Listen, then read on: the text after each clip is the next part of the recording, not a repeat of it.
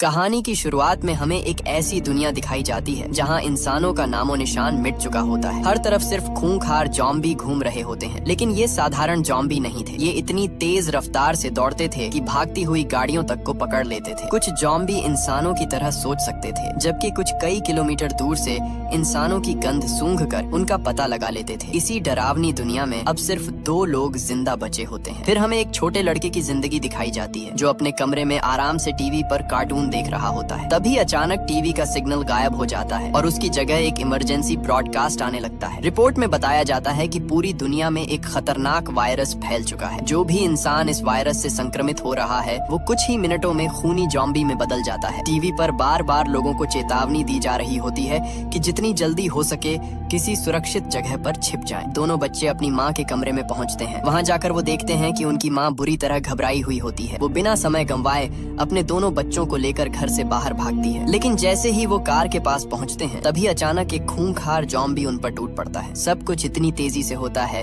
कि किसी को संभलने का मौका तक नहीं मिलता। छोटी लड़की एबिगेल डर के मारे तुरंत कार के नीचे छिप जाती है। वहीं से वो अपनी आंखों के सामने अपनी माँ और छोटे भाई को जॉम्बी के हाथों मरते हुए देखती रहती है। खुशकिस्मती से जॉम्बी उसे देख नहीं पाता और वहाँ से चला जाता है, लेकिन असली खौफ अभी बाकी था। कुछ ही सेकंड बाद एबिगेल देखती है कि उसकी माँ भी धीरे धीरे जॉम्बी में बदल रही है। उसकी आंखें बदल चुकी थीं और अब वो अपनी ही बेटी की तरफ बढ़ने लगती है। एबिगेल डर के मारे पीछे हटने लगती है। तभी अचानक एक आदमी वहाँ पहुँचता है और बिना देर किए उसकी माँ को मार देता है। थोड़ी देर बाद उन्हें एहसास होता है कि एबिगेल का छोटा भाई भी अब इंसान नहीं रहा और अगले ही पल गोली चलने की आवाज पूरे माहौल को सन्न कर देती है। इसके बाद कहानी सीधा 10 साल आगे बढ़ जाती है। जॉम्बी वायरस ने पूरी इंसानी सभ्यता को खत्म कर दिया था। जो शहर कभी रोशनी और लोगों की आवाजों से भरे रहते थे, अब वहाँ सिर्फ सन्नाटा और तबाही बची थी। ज्यादातर इंसान या तो मारे जा चुके थे या फिर खूंखार जॉम्बी बनकर जंगलों और शहरों में भटक रहे थे। इसी उजड़ी हुई दुनिया में अब सिर्फ 2 लोग जिंदा दिखाई देते हैं। उनमें से एक है एबिगेल, वही छोटी लड़की जिसकी जान सालों पहले एक अनजान आदमी ने बचाई थी। अब वो बच्ची बड़ी हो चुकी थी। जिस आदमी ने उसे बचाया था उसका नाम जैक था। पिछले 10 सालों से एबिगेल उसी के साथ जंगलों में रह रही थी। जैक ने उसे सिर्फ जिंदा रहना ही नहीं बल्कि जॉम्बी से लड़ना भी सिखा दिया था। लेकिन इतने साल अकेले जंगलों में रहने की वजह से वो अंदर से टूटने लगी थी। उसे हमेशा लगता था कि कहीं ना कहीं कुछ इंसान अभी भी जिंदा होंगे, लेकिन दूसरी तरफ जैक का इंसानों पर से भरोसा खत्म हो चुका था। उसे लगता था कि इस दुनिया में जॉम्बी से ज्यादा खतरनाक इंसान होते हैं। एक रात दोनों जंगल में कैंप लगाकर आराम कर रहे होते हैं। तभी अचानक किसी अजीब आवाज से जैक की आंख खुल जाती है। वो धीरे से उठता है और हाथ में बंदूक लेकर कैंप के बाहर आता है, लेकिन जैसे ही वो आसपास देखने लगता है अचानक एक जॉम्बी उस पर झपट पड़ता है। जैक बिना घबराए तुरंत गोली चलाना शुरू कर देता है। कुछ ही सेकंड में वो उस जॉम्बी को मार गिराता है। इतने सालों तक जॉम्बी का शिकार करते करते उसे अच्छी तरह पता चल चुका था कि ये कभी अकेले नहीं घूमते। अगर एक जॉम्बी दिख जाए तो मतलब आसपास पूरा झुंड मौजूद होता है। यही सोचकर जैक तुरंत एबिगेल को जगाता है और वहाँ से निकलने की तैयारी करने लगता है। दोनों तेजी से अपने घोड़ों पर बैठकर जंगल से निकलने लगते हैं। दोनों जैसे ही आगे बढ़ रहे होते हैं तभी उन्हें दूर एक जीप दिखाई देती है जो जॉम्बियों से घिरी हुई थी। वहाँ एक इंसान अपनी जान बचाने के लिए उनसे लड़ रहा होता है। इस उजड़ी हुई दुनिया में जिंदा इंसान मिलना बेहद मुश्किल था, इसीलिए जैक समझ जाता है कि अगर वो आदमी बच सकता है तो उन्हें उसकी मदद करनी चाहिए। लेकिन जैक के दिमाग में कुछ और भी चल रहा होता है। वो एबिगेल की ट्रेनिंग का आखिरी टेस्ट लेना चाहता था। इतने सालों से उसने उसे निशाना लगाना और जॉम्बियों से लड़ना सिखाया था, इसलिए वो एबिगेल से कहता है कि अब वक्त आ गया है ये साबित करने का कि वो पूरी तरह तैयार है। एबिगेल दूर खड़े जॉम्बी पर बंदूक तानती है, लेकिन दबाव और डर की वजह से वो जल्दबाजी कर बैठती है। जैसे ही वो गोली चलाती है, गोली जॉम्बी को तो लगती है, लेकिन उसी के साथ उस बेचारे इंसान को भी जा लगती है। वो आदमी जमीन पर गिर पड़ता है। ये देखकर जैक का चेहरा गुस्से से भर जाता है, क्योंकि एक छोटी सी गलती ने एक इंसान की जान ले ली थी। दोनों तुरंत उस घायल आदमी के पास पहुंचते हैं, लेकिन उसकी हालत इतनी खराब होती है कि अब उसे बचाना नामुमकिन था। जैक समझ जाता है कि अगर उस आदमी को जॉम्बी ने काटा हुआ है तो मरने के बाद वो खुद भी एक जॉम्बी बन जाएगा। इसलिए वो बिना देर किए उसे गोली मार देता है ताकि आगे चलकर वो उनके लिए खतरा न बने। इसके बाद दोनों उस आदमी की जीप से जरूरी सामान निकालने लगते हैं। खाने पीने का सामान, हथियार और बाकी चीजें इस दुनिया में सोने से भी ज्यादा कीमती थी। तभी जैक की नजर उस मरे हुए आदमी के मजबूत जूतों पर पड़ती है। वो अपने पुराने फटे हुए जूते उतार कर उन्हें पहन लेता है, लेकिन जैसे ही जैक वो जूते पहनता है अचानक आसपास कई गाड़ियों की आवाज गूंजने लगती है। अगले ही पल हथियारों से लैस कुछ लोग वहाँ पहुँच जाते हैं और दोनों को चारों तरफ से घेर घेर लेते हैं। जैसे ही उन हथियारबंद लोगों की नजर अपने साथी के जूतों पर पड़ती है, उन्हें शक हो जाता है कि जैक और एबिगेल ने सामान लूटने के लिए उनके आदमी को मार दिया है। कुछ लोग तुरंत बंदूकें तान लेते हैं और बिना कुछ सुने इन दोनों को मारने की तैयारी करने लगते हैं। लेकिन तभी ग्रुप में मौजूद एक प्रेग्नेंट महिला बीच में आकर अपने साथियों को रोक देती है। वो कहती है कि अभी लड़ने का वक्त नहीं है। उसी समय जैक का काला घोड़ा बेचैन होकर जोर जोर से हिनहिनाने लगता है। जैक तुरंत समझ जाता है कि कोई बड़ा खतरा उनकी तरफ बढ़ रहा है। अगले ही पल जंगल के अंदर से डरावनी आवाजें सुनाई देने लगती हैं। जमीन तक कांपने लगती है और फिर अचानक सैकड़ों ज़ॉम्बी तूफान की तरह चारों तरफ से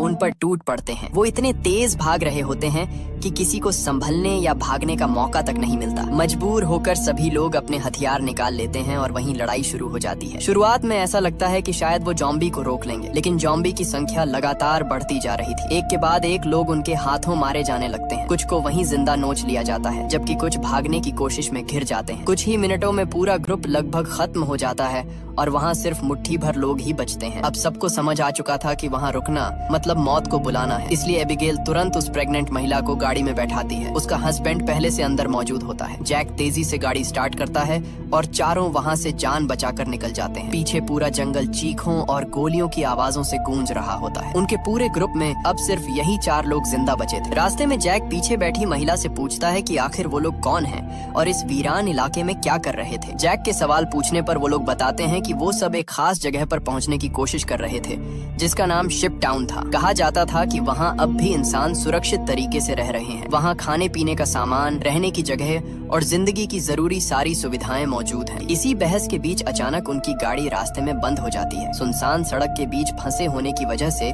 सबकी टेंशन बढ़ जाती है। मजबूरी में चारों पैदल सफर शुरू कर देते हैं। कई किलोमीटर चलने के बाद आखिरकार उन्हें एक वीरान सोसाइटी दिखाई देती है। वहाँ ऊंची ऊंची इमारतें अब भी खड़ी थीं, लेकिन पूरा इलाका डरावने सन्नाटे में डूबा हुआ था। अंदर जाने से पहले जैक पूरे इलाके की अच्छी तरह जांच करता है। वो हर कोना देखकर ये पक्का करना चाहता था कि कहीं कोई ज़ॉम्बी छिपा न हो। जब काफी देर तक उन्हें कोई खतरा नजर नहीं आता, तो वो लोग फैसला करते हैं कि रात यहीं बिताई जाएगी। इसके बाद सब लोग आग जलाकर खाना बनाने लगते हैं। काफी समय बाद, शायद पहली बार, उन्हें कुछ देर के लिए सुकून महसूस हो रहा था। रात के समय एबिगेल उस प्रेग्नेंट महिला के पास बैठ जाती है। वो शिप टाउन के बारे में जानने के लिए बेहद उत्साहित थी। महिला उसे बताती है कि उनका पहले से वहाँ रहने वाले लोगों के साथ रेडियो पर संपर्क हो चुका है। वहाँ सच में इंसान रह रहे हैं और वो लोग नए सर्वाइवर्स को अपने साथ शामिल भी कर रहे हैं। ये सुनकर एबिगेल के दिल में उम्मीद और भी ज्यादा बढ़ जाती है। दूसरी तरफ जैक अब भी किसी पर भरोसा करने को तैयार नहीं था। रात होते ही वो पूरी बिल्डिंग के बाहर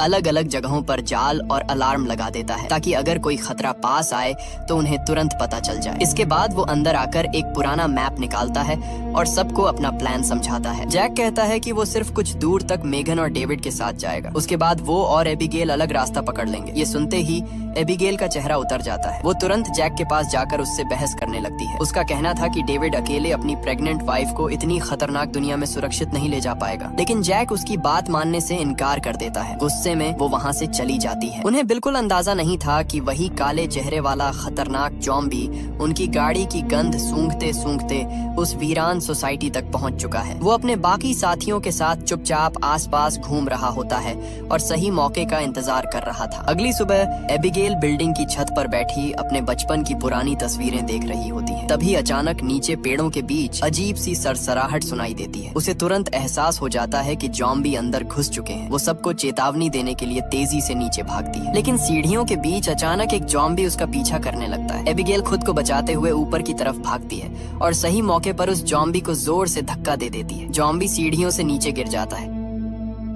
लेकिन जैसे ही वो काले चेहरे वाला ज़ॉम्बी अपने झुंड के साथ उस बिल्डिंग में घुसने की कोशिश करता है, अचानक जैक के लगाए हुए जाल एक्टिव हो जाते हैं। जोरदार धमाके होने लगते हैं और कई ज़ॉम्बी वहीं टुकड़ों में उड़ जाते हैं। धमाकों की आवाज सुनते ही जैक समझ जाता है कि ज़ॉम्बी अब भी उनका पीछा कर रहे हैं और वो उसी जगह पहुंच चुके हैं जहां वो पिछली रात रुके थे। रास्ते में अचानक एबिगेल को अपने पिता की याद आती है। वो जैक को बताती है कि कुछ दूरी पर एक छोटा एयरपोर्ट है जहाँ उसके पिता काम किया करते थे। हो सकता है वहाँ कोई छोटा हवाई जहाज अब भी मौजूद हो। अगर उन्हें प्लेन मिल गया तो वो आसानी से शिप टाउन पहुंच सकते हैं। कुछ देर बाद वो लोग एयरपोर्ट पहुंच जाते हैं, लेकिन वहां पहुंचकर उनकी उम्मीद लगभग टूट जाती है क्योंकि पूरा रनवे खाली पड़ा था। चारों तरफ वीरानी और जंग लगे पड़े सामान के अलावा कुछ नजर नहीं आता। जैक एबिगेल की तरफ देखकर कहता है कि उसने पहले ही कहा था यहाँ कुछ नहीं मिलेगा। लेकिन तभी वो लोग एयरपोर्ट के एक छोटे से गैराज तक पहुँचते हैं। जैसे ही वो दरवाजा खोलते हैं, अंदर एक छोटा एयरप्लेन खड़ा दिखाई देता है, मगर दिक्कत ये थी कि वो प्लेन बहुत समय से इस्तेमाल नहीं हुआ था। डेविड प्लेन को चेक करता है और बताता है कि अगर थोड़ा समय मिले तो वो इसे ठीक कर सकता है। उसके मुताबिक 10 से 15 मिनट काफी होंगे। इसके बाद डेविड प्लेन ठीक करने में लग जाता है, जबकि बाकी लोग आसपास नजर रखते हैं। तभी अचानक दूरबीन से देखने पर उन्हें दूर से भागता हुआ जॉम्बियों का बड़ा झुंड दिखाई देता है। वो जॉम्बी तेजी से रनवे की तरफ बढ़ रहे होते हैं और कुछ ही मिनटों में वहाँ पहुँच सकते थे। सब लोग घबराकर तुरंत प्लेन की तरफ दौड़ते हैं और डेविड से कहते हैं कि जल्दी से इसे स्टार्ट करो, वरना वो सब मारे जाएंगे। उसी दौरान एबिगेल पायलट सीट पर बैठ जाती है। उसके पिता पायलट थे, इसलिए बचपन में उसने उनसे प्लेन कंट्रोल करने की थोड़ी बहुत बातें सीखी थी। वो घबराते हुए सामने रखी किताबें पढ़ने लगती हैं और प्लेन स्टार्ट करने की कोशिश करती है, लेकिन तब तक बहुत देर हो चुकी होती है। जॉम्बी अब रनवे तक पहुंच चुके होते हैं। उनकी रफ्तार इतनी तेज थी कि कुछ ही सेकंड में वो प्लेन के बिल्कुल करीब आ जाते हैं। उनमें से एक खूंखार जॉम्बी तो सीधे एयरप्लेन के दरवाजे तक पहुंच जाता है और अंदर घुसने की कोशिश करता है। जैक तेजी से गोली चलाता है और उसे नीचे गिरा देता है। इसी दौरान एबिगेल भी आखिरकार प्लेन के कंट्रोल समझ जाती है और किसी तरह एयरप्लेन को टेक ऑफ कर देती है। जैसे ही प्लेन हवा में उड़ता है, सबके चेहरे पर राहत दिखाई देने लगती है। इतने सालों बाद शायद पहली बार उन्हें लगता है कि वो मौत से बच निकले हैं। एबिगेल तो खासकर बेहद खुश थी क्योंकि अब शिप टाउन पहुंचना पहले से आसान लग रहा था, लेकिन उनकी ये खुशी ज्यादा देर टिक नहीं पाती। कुछ ही देर बाद अचानक इंजन से अजीब आवाजें आने लगती हैं। फिर उसमें से धुआं निकलना शुरू हो जाता है। जोरदार धमाके के साथ नीचे जंगल के बीच एक बड़े पेड़ की तरफ क्रैश लैंडिंग कर देता है। टक्कर बहुत जोरदार होती है, सबको चोटें आती हैं, लेकिन किस्मत से उनकी जान बच जाती है। जब वो लोग बाहर निकलते हैं तो देखते हैं कि प्लेन पूरी तरह बर्बाद हो चुका है। अब वो दोबारा उड़ने लायक नहीं था। इसका मतलब साफ था कि उन्हें फिर से पैदल सफर करना पड़ेगा। थके हुए और घायल होने के बावजूद वो लोग आगे बढ़ते रहते हैं। काफी दूर चलने के बाद आखिरकार उन्हें एक सुनसान रेलवे स्टेशन दिखाई देता है। रात हो चुकी होती है, इसलिए वो लोग पहले पूरे स्टेशन की जांच करते हैं। जब काफी देर तक उन्हें कोई जॉम्बी नजर नहीं आता तो वो फैसला करते हैं कि रात यहीं बिताई जाएगी। इसके बाद वो लोग मैप देखकर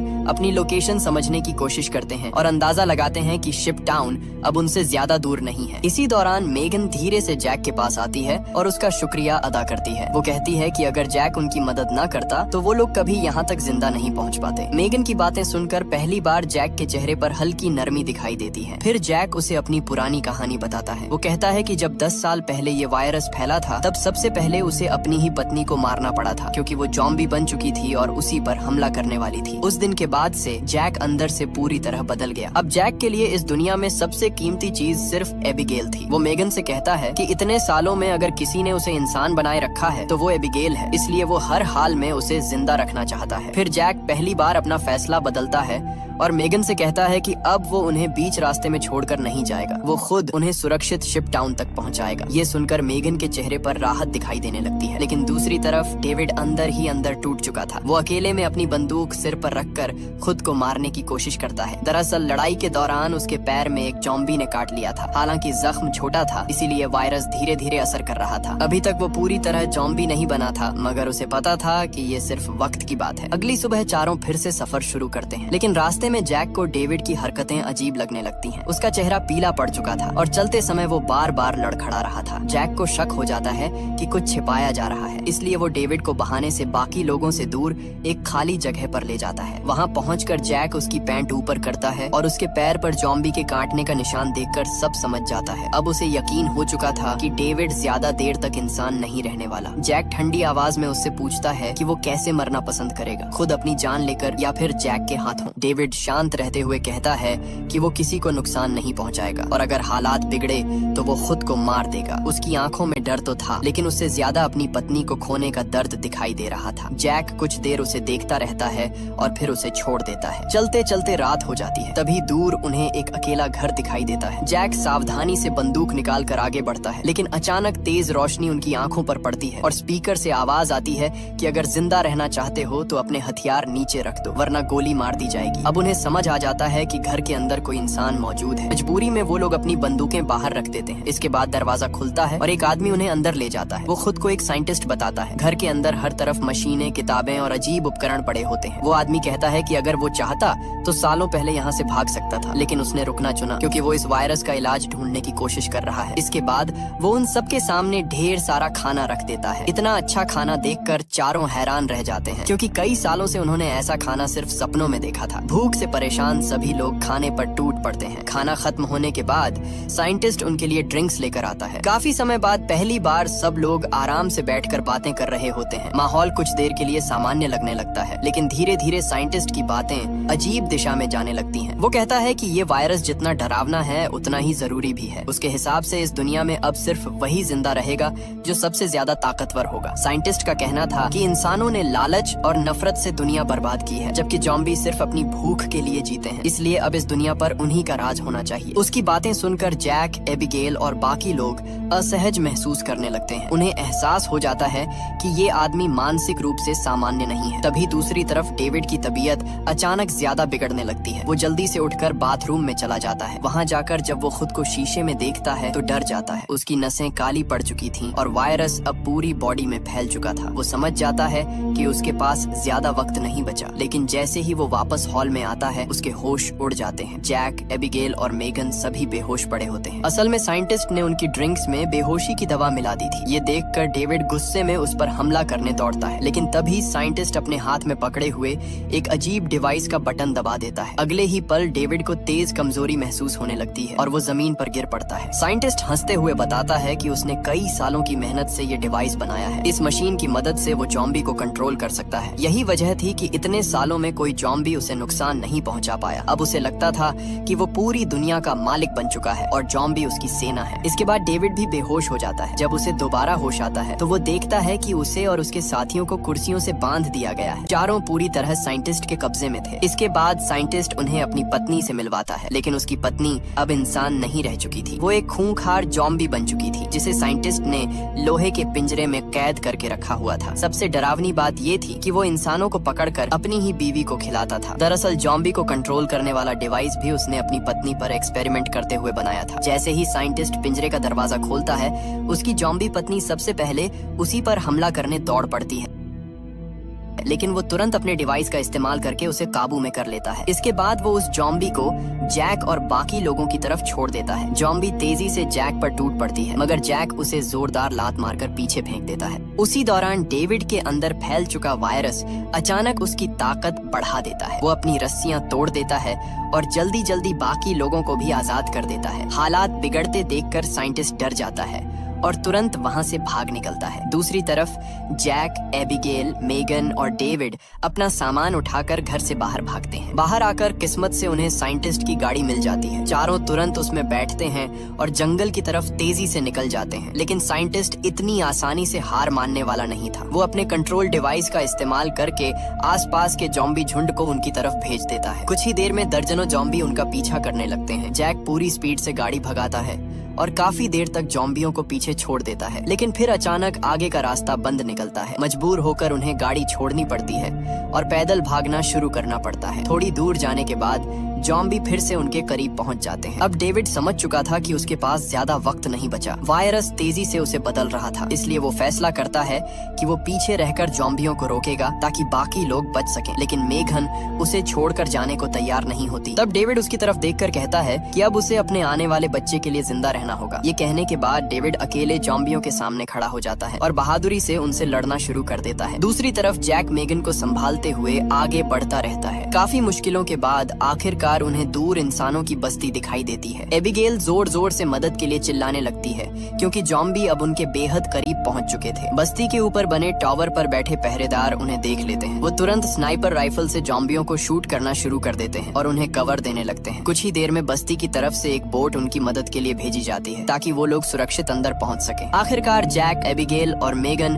उस बोट में बैठकर सुरक्षित शिप टाउन पहुंच जाते हैं। पीछे खड़ा काले चेहरे वाला ज़ॉम्बी अपने झुंड को आगे बढ़ने से रोक देता लेता है क्योंकि उनके और इंसानी बस्ती के बीच गहरा पानी था। जॉम्बी उस रास्ते को पार नहीं कर सकते थे। पहली बार ऐसा लग रहा था कि शायद ये लोग सच में सुरक्षित जगह तक पहुंच चुके हैं। दूसरी तरफ मेगन की हालत लगातार खराब होती जा रही थी। उसकी डिलीवरी का समय करीब था और उसे तुरंत इलाज की जरूरत थी। अच्छी बात ये थी कि शिप टाउन में डॉक्टर, दवाइयाँ और अस्पताल जैसी सुविधाएं मौजूद थीं। अगली सुबह एबिगेल इस नई दुनिया को देखकर हैरान रह जाती है। कई बड़े जहाजों को जोड़कर समुद्र के बीच एक पूरा टाउन बनाया गया था। चारों तरफ लोग रह रहे थे, बच्चे खेल रहे थे और काफी समय बाद इंसानी जिंदगी फिर से सामान्य लग रही थी। दूसरी तरफ जैक अब भी असहज महसूस कर रहा था। उसे इतनी भीड़ और लोगों पर भरोसा करना पसंद नहीं था। इसी बात को लेकर दोनों के बीच बहस भी होने लगती है। तभी एक डॉक्टर वहाँ आती है और बताती है कि मेगन ने एक बेटी को जन्म दिया है, लेकिन डिलीवरी के दौरान बहुत ज्यादा खून बह जाने की वजह से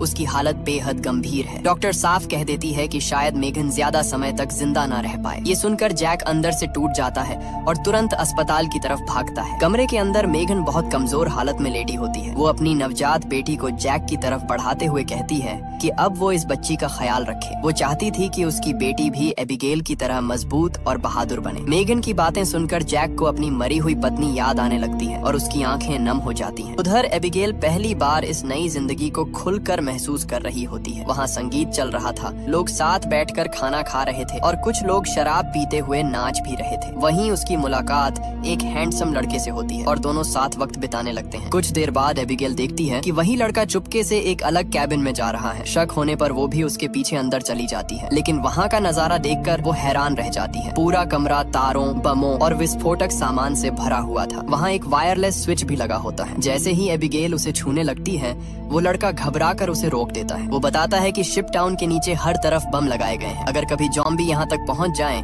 तो लोग सीक्रेट रास्ते से भाग जाएंगे और बाहर से पूरा टाउन उड़ा दिया जाएगा ताकि वायरस आगे न फैल सके। लेकिन दोनों को बिल्कुल अंदाजा नहीं था कि ये दिन बहुत जल्द आने वाला है। दूसरी तरफ वो पागल साइंटिस्ट अब भी जिंदा था। जब वो देखता है कि इंसानों ने उसके कई जॉम्बी मार दिए हैं, तो वो गुस्से से भर उठता है। उसे लगता था कि जॉम्बी ही उसकी ताकत है और उन्हीं के दम पर वो दुनिया पर राज करेगा। इसलिए वो अपने कंट्रोल डिवाइस का इस्तेमाल करके उस काले चेहरे वाले जॉम्बी राजा को अपने कब्जे में कर लेता है। साइंटिस्ट की मदद मिलने के बाद पानी भी शिप टाउन की रक्षा नहीं कर पाता। दर्जनों जॉम्बी समुद्र के नीचे से तैरते हुए जहाजों तक पहुंच जाते हैं और अचानक लोगों पर हमला कर देते हैं। कुछ ही सेकंड में पूरा टाउन चीखों से भर जाता है। लोग इधर उधर भागने लगते हैं और कई लोग वहीं जॉम्बियों का शिकार बन जाते हैं। इसी बीच जैक को भी पता चल जाता है कि शिप टाउन पर हमला हो चुका है और सबसे पहले उसके दिमाग में सिर्फ एक नाम आता है, एबिगेल। जैक तुरंत हथियार उठाकर एबिगेल को ढूंढने निकल पड़ता है। पूरा शिप टाउन अब तबाही में बदल चुका था। जैक रास्ते में आने वाले हर जॉम्बी को मारता हुआ आगे बढ़ता है। दूसरी तरफ एबिगेल भी उस हैंडसम लड़के के साथ लोगों को बचाने की कोशिश कर रही होती है। तभी वो काले चेहरे वाला जॉम्बी अपने झुंड के साथ सीधे टाउन के सेंटर तक पहुंच जाता है। अब हालात इतने खराब हो चुके थे कि लोगों के पास आखिरी प्लान इस्तेमाल करने के अलावा कोई रास्ता नहीं बचा था। वही सीक्रेट बम जिनके बारे में एबिगेल ने कैबिन में देखा था, अब एक्टिव करने का वक्त आ चुका था। लेकिन दिक्कत ये थी कि अगर बम फटते तो अंदर मौजूद सभी लोग भी मारे जाते। इसी दौरान साइंटिस्ट भी वहाँ पहुँच जाता है। वो अपने कंट्रोल डिवाइस से जॉम्बियों को इंसानों पर हमला करने का आदेश देता है। उसे लगता था कि अब पूरी दुनिया हमेशा के लिए जॉम्बियों की हो जाएगी, लेकिन तभी काले चेहरे वाला जॉम्बी अचानक उसकी तरफ मुड़ जाता है। इतने समय तक कंट्रोल में रहने के बावजूद उसके अंदर की जंगली सोच पूरी तरह खत्म नहीं हुई थी। साइंटिस्ट उसे रोकने की कोशिश करता है, मगर इस बार उसका डिवाइस काम नहीं करता। अगले ही पल वही जॉम्बी उस पर टूट पड़ता है और उसे बुरी तरह मार डालता है। जिस आदमी ने पूरी दुनिया पर राज करने का सपना देखा था, आखिर में वही अपने बनाए हुए राक्षसों का शिकार बन जाता है। उधर जैक आखिरकार एबिगेल तक पहुंच जाता है, लेकिन अब जॉम्बी चारों तरफ फैल चुके थे। इसलिए वो समझ जाता है कि अगर अभी बम नहीं फोड़े गए तो पूरा शिप टाउन खत्म हो जाएगा। जैक एबिगेल और बाकी बचे लोगों को सीक्रेट रास्ते से बाहर भेजता है। आखिरी पल में जैक उस वायरलेस स्विच को दबा देता है। अगले ही सेकंड पूरे शिप टाउन में जोरदार धमाके होने लगते हैं। एक के बाद एक सारे जहाज आग में उड़ जाते हैं और हजारों जॉम्बी समुद्र में डूब जाते हैं। दूर खड़ी एबिगेल सिर्फ आग की लपटों को देखती रह जाती है। कहानी के आखिरी सीन में हम देखते हैं कि एबिगेल अब मेगन की बेटी को गोद में लेकर नई जिंदगी शुरू कर चुकी है। उसके साथ कुछ बचे हुए लोग भी हैं। हालांकि दुनिया अब भी खतरनाक थी, लेकिन पहली बार उसे उम्मीद होती है कि शायद इंसानियत पूरी तरह खत्म नहीं हुई। और यहीं पर ये कहानी खत्म हो जाती है।